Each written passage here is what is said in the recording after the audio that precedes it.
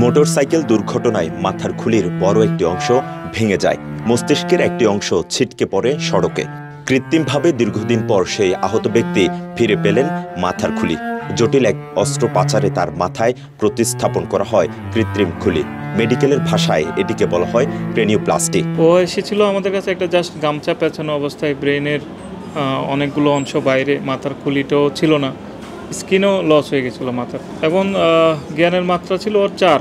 এই অবস্থা থেকে একটা মানুষকে বাঁচানো অনেকটা ইম্পসিবল হয়ে যায় আমাদের জন্য।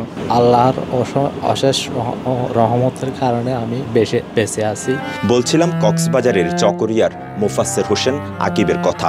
উখিয়ার একটি ক্ষুদ্র ঋণ কোম্পানিতে কাজ করতেন তিনি। গত 15 এপ্রিল সকালে কক্সবাজারের উখিয়ায় কর্মস্থলে যাওয়ার সময় ভয়াবহ সড়ক দুর্ঘটনায় মাথায় মারাত্মকভাবে আঘাতপ্রাপ্ত হন তিনি। ব্রেনের বড় একটা অংশ ওর খুলির বাইরে, যার সাথে যে বালি, তারপরে রাস্তার কিছু ছোট ছোট পাথর জমা, কঙ্কর যেগুলা বলি, এগুলা ব্রেনের সাথে এবড়ো হয়ে মিশে আছে। সড়ক দুর্ঘটনায় তার মাথার খুলির বড় একটি অংশ ভেঙে যায়, মস্তিষ্কের কিছু অংশ বেরিয়ে আসে।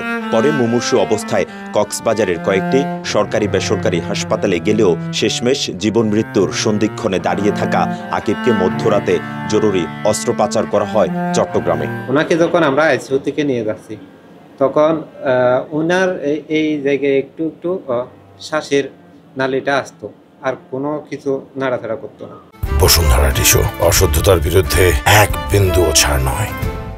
এইসব রোগীগুলো দেখা যাচ্ছে যে আমরা যদি ট্রান্সফার করি, তো সেক্ষেত্রে অন দ্য ওয়েতেই অনেকগুলো রোগী মারা যায়, কারণ টাইমটা তার একটা এখানে সময়টাই হলো ওর জীবন। প্রাইভেটে যেটা বড় খরচ হয় আইসিইউতে, আইসিইউতে কয়দিন থাকতে হয়।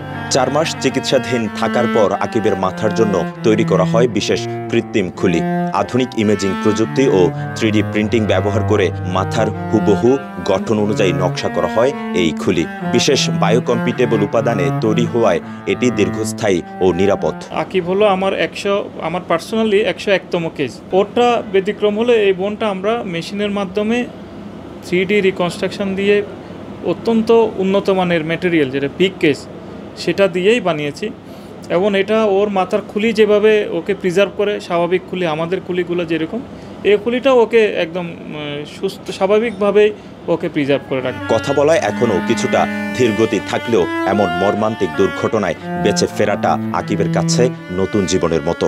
কিছু স্মৃতি মনে করতে কিছুটা বেগ পেতে হচ্ছে তাকে, তবে ধীরে ধীরে স্বাভাবিক হওয়ার কথা জানান চিকিৎসক।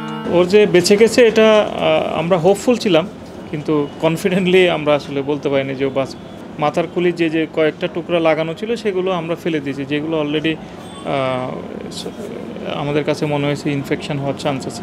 বাংলাদেশে এই ধরনের জটিল নিউরোসার্জারি এখনও বিরল, কিন্তু আকিবের এই সাফল্য প্রমাণ করেছে দেশেও আধুনিক চিকিৎসা সম্ভব। ওনাকে আমরা ডাক্তারের ভাষ্যমতো আর কি এই অবস্থায় আমরা পাওয়ার কথা না।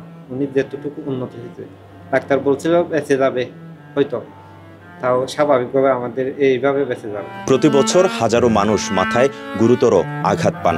এই ধরনের সার্জারি নিয়মিত করা গেলে অসংখ্য রোগী দেশেই জীবন রক্ষাকারী চিকিৎসা পাবেন বলে মনে করছেন সংশ্লিষ্টরা। মেহরাজ হোসেন, কালের কণ্ঠ, চট্টগ্রাম।